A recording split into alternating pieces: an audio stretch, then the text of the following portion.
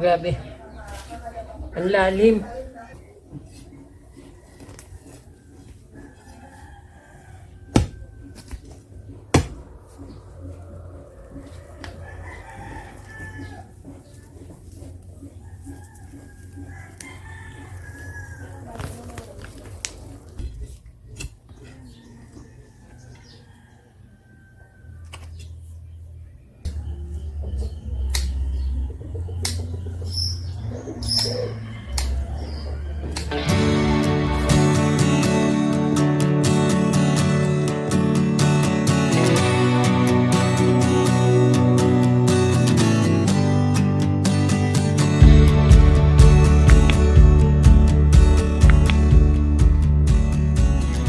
Hello mga kaparamdi, magandang umaga po sa inyong lahat. Nandito po ako sa garden ni Nanay. Kaya lang, sirang-sira na, hindi naman nila inalagaan yung ginawa kong garden dati. So, ang gagawin ko, i-revive ko yung garden ni Nanay dito. Kasi sayang ang lawak ng kanilang ground, yung kanilang front yard, napakalawak. Pwede nga maglagay dito ng coffee shop, at parang pwede maglagay ng kubo. Kaya lang, ito, lupa naman yung nandito. Maganda sana dito kung may Bermuda grass, pero ginagawa kasi nilang daanan dito ng mga, basta lahat sila dumadaan dito, kaya ang ano dito nagpuputik, tapos yung garden din sira-sira na at walang kaayusan. Gusto ko i-revive yung garden dito na dating ginawa ko na, tapos pinabayaan lang din.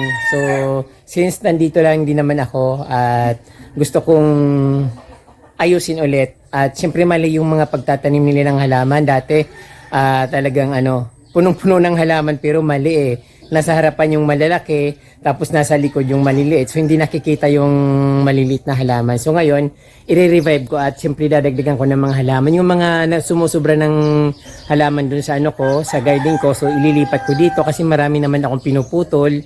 So mas magandang ayusin ko na lang garden ni Nanay dito. At napakadali nitong ayusin Kapromdi kasi parang pa-square lang. Hindi kailangan ng kung ano-anong mga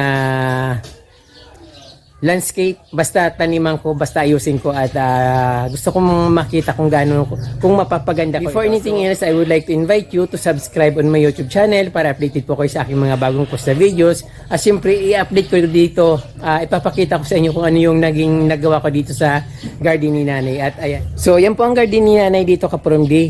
Yung mga halaman, nasa yung maliliit na halaman dun sa likod, nasa nakadikit sa bakod, tapos yung malalaki nandito naman sa harap. Dati nang tinanggal ko dito yung mga matataas na yung matataas na tea plants kasi natatabunan yung nando sa loob ng loob ng garden niya. So parang useless tuloy yung mga halaman sa loob. Tapos yan, hindi nakikita. Tapos dito naman Kapromdi, dati sobrang kapal ng mga halaman dito, katulad nung kalatiya, pero pinagpuputol nila. So sabi ko maganda yun kasi ayun na lang yung pagitan sa kabilang bahay at para hindi sila nagkakatingin na. Parang American style ba yung yung bakod nyo ay halaman, walang mga bakod na simento. So maganda sana yon. Kaya lang pinutol naman lahat nila. Dapat inaayos lang yung nasa ayos lang yung paggagawa nila. Katulad nito parang gulo. Ayan dapat parang gagawin na lang bakod yung mga halaman para mas magandang tingnan. So ngayon puputulin ko itong mga to. Ito. Ang laki na nito dati pero parang pwede itong gawing parang Christmas tree kasi yung dahon niya maliliit. To Kapromdi crouton. Tapos pinutol nila yung nagsanga-sanga. Pero mas maganda kung puputulin para mas kumapal, mas dumami yung sanga niya. Ayan. Tapos siyempre magdadagdag din ako mga dito, mga plants. Yung mga plants ko doon na tinatapon ko na lang. Tapos ito, dapat puputulin ito para dumami. So ay nakikita niyo naman Kapromdi yung tea plant. Dapat maayos din ito. Dapat nakalubog siya para hindi ganyan nakatumba. May mga kahoy na rin na tumutubo. Ayan ang di magandang tingnan. Kasi ito dapat ito puputulin din. Wala kasi sa alan yung mga halaman nila. Katulad din sa akin magulo. Pero kasi ito dapat may doon sa hangganan para yun na yung pinakabakod nila. Then dito Ayan, maganda rin itong i-landscape yung puno ng mangga. Ito kasi ito matagal ko na nung itinanim, binigay lang din ito sa akin. So dumami ng dumami at ito nga mahirap nga itong mahirap itong patayin kapag hindi kasi tuloy-tuloy siya at napaka hirap bunutin. Kaya ayusin ko siya diyan para mas maging magandang tingnan. Tapos sabi ko kay nanay, kasi yung bayabas dito natumba, ay sabi ko putulin na lang yung puno para lumaki yung mga dito kasi ang daming sanga. Pwedeng kasi dati meron kaming mga bayabas sa probinsya. Yung nasa bukid kami marami kayong bayabas. As inaayos ni nanay, ginagawa niyang parang pabilog. Ito maganda na itong gawing pabilog kasi maraming sanga, perfect na siyang gawing halaman. Tapos yung naman, pag pinutol ito, yung na yan, bayabas na yan, dadami yung lalaki yung mga sanga dito kasi natumba siya nung mga nakaraang bagyo. As dito naman ang pangit ng tingnan, no? Wala nang kaayusan. Pero marami siyang, madalas siyang magbunga, malalaki nga bunga niya, kaya lang hindi magandang tingnan. Ayan, parang magulo dito sa bakuran ni nanay. Tapos ito, yung aking lemon lime na rubber tree. Sabi ko itatanim ko dito kasi maganda itong silungan. Napakadali nitong lumaki katulad ng mga rubber plant ko doon sa likod sa kubo ko dati sa likod ng bahay. Dito rin galing yun eh. Kaya lang binunot ko doon para hindi lumaki kasi yung ugat niya madaling lumaki. So masisira yung bahay dahil napakalapit nung halos paglabas ng kusina. Ayan na yung kaagad. Tapos yung ugat niya ang dami. So nagiging baliti ito. Maganda ito ditong silungan. Tapos napakaganda pa ng kanyang dahon. So maganda itong tingnan dito. So imagine ka from din napakalaki ng bakuran dito nila nanay. Ay napakagandang ayusin. Napakagandang i-landscape ng mga plants dito. Ayun ang laki. Kulang lang talaga sa ayos. So gagawan ko ng paraan para maging maayos. Total ang mga halaman ko doon ay tinatapon ko rin naman. Sayang dapat na gawa ko na dito kasi ang mahirap kasi dito ayun, lagi na lang kasi akong may sakit kasi ako lagi. So hindi ko nagagawa-gawa. Gusto kong dami kong gustong gawin pero hindi ko magawa. Yung ibang mga halaman ko nga kaprom, dinilipat ko na rin dito dati. Yung mga anthurium, nililipat ko dito. Tapos yung mga halaman, tinutusok ko dito. Ayan, yung rosal, variegated sa akin lahat. Galing yan. At inayos ko dito. Ang dami kong tinanim dito. Naglagay na rin ako dito ng yung halaman na yan na balite yung rubber tree. Naglagay na rin ako dito pero parang nawala eh. Hindi ko na makita. Ang natira, yung mga tinanim ko dyan sa gilid. Tapos ito, sabi ni nanay, tinanim ito ng ate ko, yung may-ari ng bahay dito. Pero galing din ito doon sa garden ko. So hindi ko na siya alisin doon. Pero gusto kong ito kasi yung kakao, hindi na maganda eh. Parang natutuyo na. So mas maganda siguro kung putulin na lang. Kaya lang ginagawa nilang sampayan. Pero itatabi ko diyan yung ano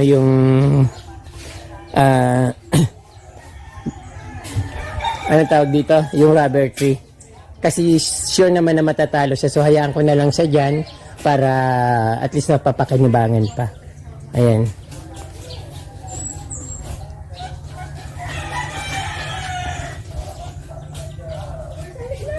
So, ayan po mga kapromdi, umuulan na naman kaagad. Unahin ko na munang alisin yung mga nandito sa gitna kasi ito yung mga kalatiya na galing dyan. So, dapat tanggalin ko siya dito para maging malinis dyan. Saka ako itatanim saka maglalagay ng mga halaman dyan kung ano may makita kong halaman para mas magandang tingnan, mas malinis. So, ito naman, ayan, pwede ko naman itong i-replant. Mga kalatiya ito kapro, hindi naman yung loteya, pero kalatiya na giant ito. So madali naman siyang tanggalin. So itong mga kinain lahat ng pato. Kaya wala siyang mga dahon kasi lahat kinain ng pato. Magaganda ito. Ayan nga lang naubos yung mga dahon. Makasimula ko lang dito. Ayan, umuulan na. Saka ko na lang ito tuloy. Pero at least gusto ko malinis muna ito.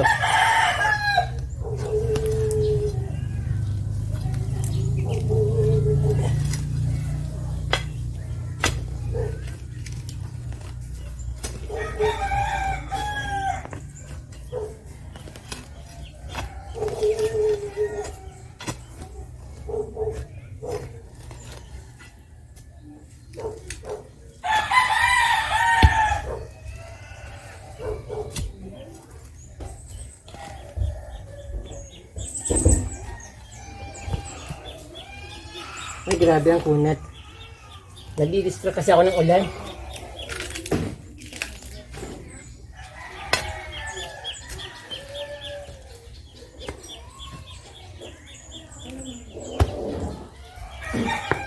Yung mga bato dito ka-from day, ay tinambak ito ng nanay ko nung medyo malakas-lakas pa siya.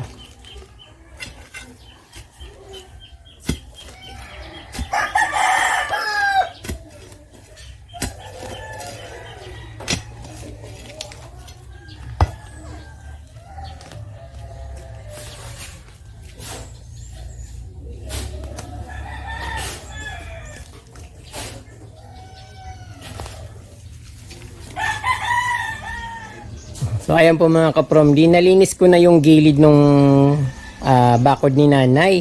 So kumuha ko ng mga croutons na pinupurupa ko dun sa aking garden. At syempre ililipat ko dito kasi yung dito kasi sa ni nanay, walang dito yung araw. Mainit dito sa lugar niya kaya sigurado gaganda yung kulay ng mga crouton dito. Walang mga harang-harang dito kaya ayun. Doon sa akin may mga puno kaya yung mga crouton na dapat natatamaan ng araw hindi natatamaan kasi ayun may mga may mga puno. So ayun, isa-isa kong nililipat yung dito yung mga prinopa ko. So at least para gumanda. Hindi man siya permanent na kasi nakapaso. But yung mga yung mga halaman talaga, yung mga nasa gilid. So nandiyan talaga 'yan. So inano ko lang talagang inano ko na lang siya, nire-replant kasi na mga nakatumba, nakabunot yung mga puno niya, tapos binawasan ko yung mga kalatiya dito na papunta na ng gitna, tapos ito siguro tatanggalin ko ito, lalagay ko to sa paso kasi ang ganda niya, pwede ito dun sa may may pasokan ng bahay ni nanay para gumanda-ganda naman. So yun lang idea ko kasi wala naman akong hindi naman ako expert sa pagla-landscape.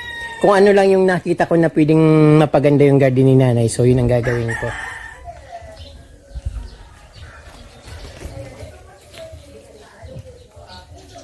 Ang haba ka promdi.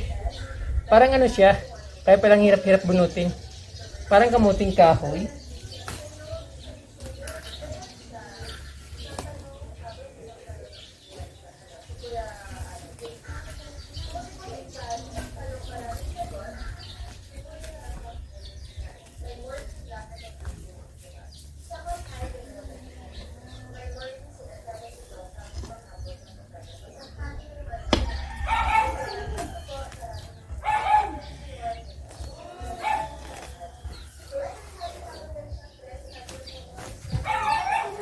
Ay. Grabe. Ang lalim.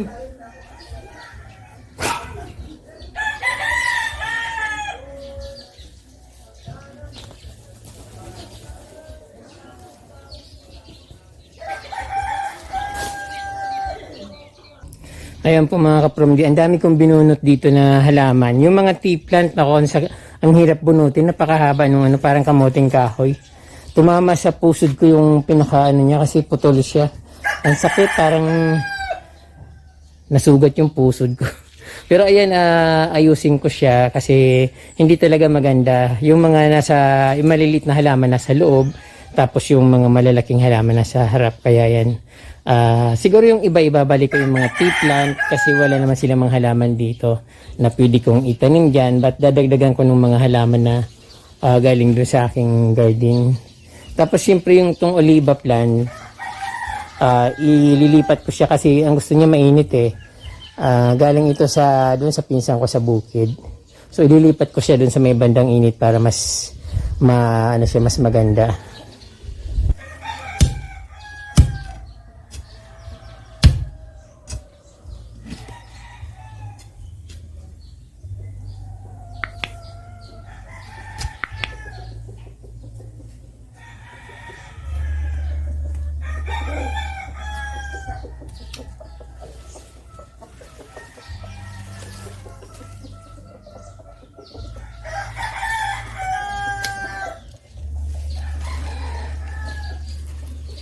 Isama ko na rin ito.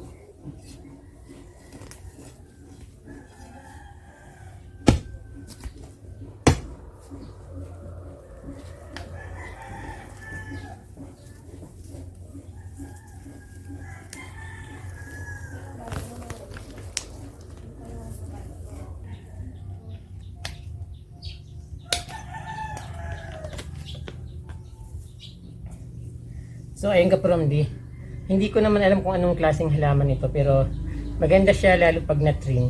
Maganda siya pang landscape. Hindi ko na lang tatanggalin sa ano kasi ang hirap eh. Baka mamatay lang. So isasama ko na lang ito para pagtanim.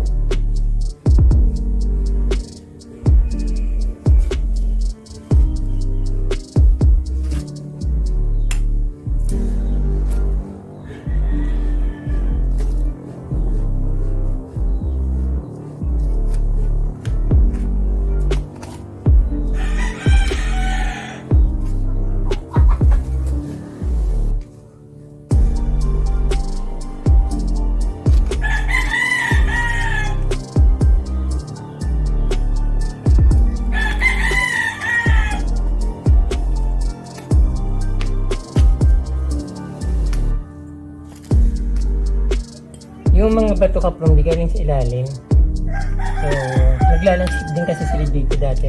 So, hindi ko masyadong nilaliman. Malalim na kasi yung puno yun. Mag-ugat na lang yun.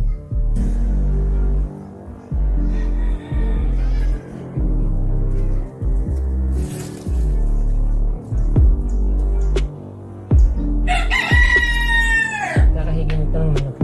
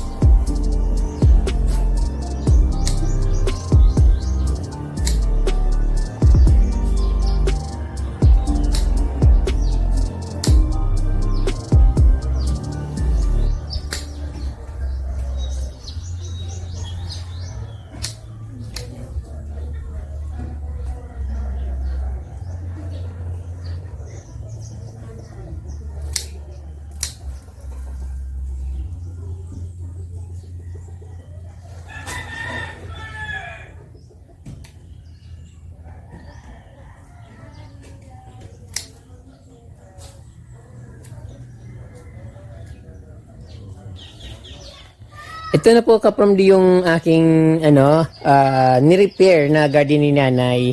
Pero dati kasi kahit na nung ginawa ko to parang wala naman talaga siyang kaayusan. Pero ngayon, desidido na akong ayusin kasi sayang ang laki kasi ng nila, bakuran nila, kaya nasasayang ako na hindi ko pagandahin yung garden. Pero ito, medyo maayos na, hindi ko pa masyadong ma-full na ayos, pero anuhin ko siya, gagawin ko siya at papagandahin ko. So nilagyan ko ng mga pikara plant dyan sa harap, tapos mga bato-bato dyan sa katulad din sa garden ko, pero hindi ko naman siya itutulad sa garden ko na puro white stones. So ganyan lang, parang ayusin ko yung landscape niya para magmukha naman garden talaga yung harap ng garden ni nanay. Tapos yung ibang halaman dyan, hindi ko na tinanggal.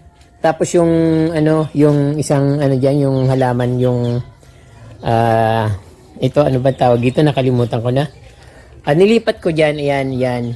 Nilipat ko dyan sa tabi kasi nandito siya sa gitna, tapos napakalaki niya, at ibinaon ko rin yung pinakapuno niya doon sa lupa para bumaba siya. So ayun. Then ito naman hindi ko na siya tatanggalin dito. Ayan, maganda siya dyan yung bird nest ferns, maganda siya dyan.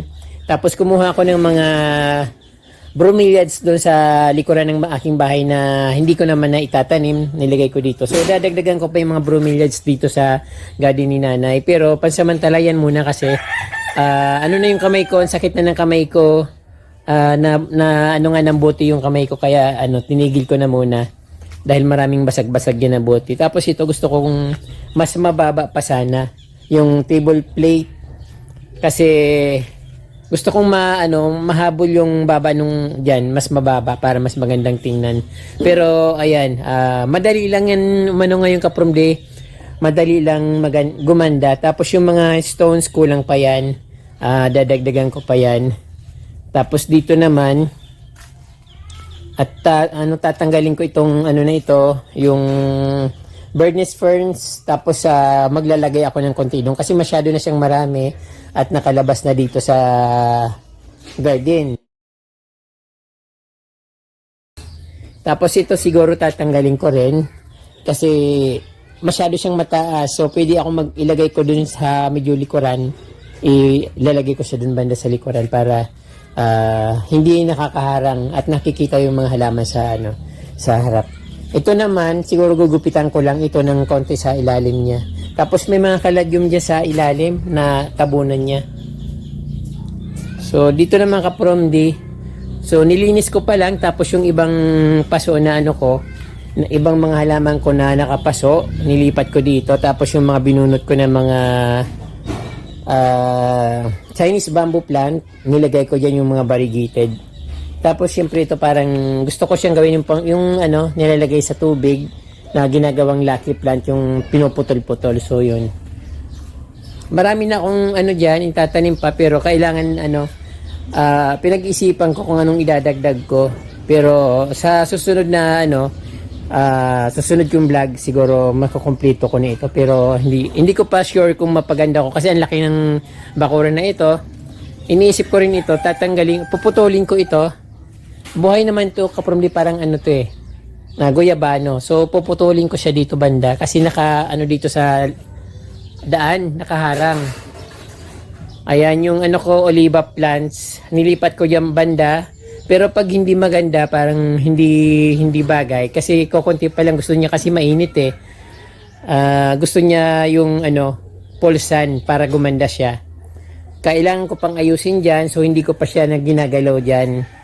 Then, ito iniisip ko rin, ayun, sabi ko kay nanay putulin itong bayabas. Pero, naisip ko parang siguro mas maganda kung dito na lang putulin banda. Tapos, tira na lang yung para lagyan ko ng bromeliads yung natitirang pahaba. Hindi naman siya patay kasi siya dito. Natumba lang siya. Din yung rainforest ko, nasunog yung dahon nilipat ko kasi dito. Doon kasi sa garden ko masikip na. Pag nandun lahat parang wala na akong space, wala na akong lalakad-lakaran. Ayan, dito banda gagawin ko siyang parang lush garden. Magtatanim ako dyan ng mga Katulad ng dipin basya na parang mas magandang tingnan para mas mukhang gubat. Ayan. So, for now, kapromdian muna ang aking ano dito, inayos na garden ni nanay. So, ayan si nanay, ayan nanay ko. Then, ayan, dito okay na siya. Siguro, dadagdagan ko na lang ng ganito dito. Anong tawag dito? Parang syngonium. Tapos, syempre yung pagkakamada ng bato, kulang pa. Medyo kapal-kapalan ko pa yung bato para hindi umano yung lupa at hindi kahigi ng mga manok at pato. So, ayan. Abangan nyo po yung part 2 nito kasi mas marami pa, mas gaganda pa ito kapag ginawa ko pa ulit. Pansamantala magpapahinga po muna ako. So, huwag niyong kalimutan mag-subscribe at pindutin po yung notification bell para updated po kayo sa aking mga bagong post na videos. At siyempre yung garden ko or garden ni nanay, pinapaganda ko po. So, ayun ang nakikita yung hitsura niya. So, maganda siguro kung mga flowers dito. Kasi, ayan, tinatamaan silang init. So, ayan po mga ka-From-D. Bye for now and see you later. Don't forget to subscribe and touch the notification bell para updated po kayo sa aking mga bagong post na videos.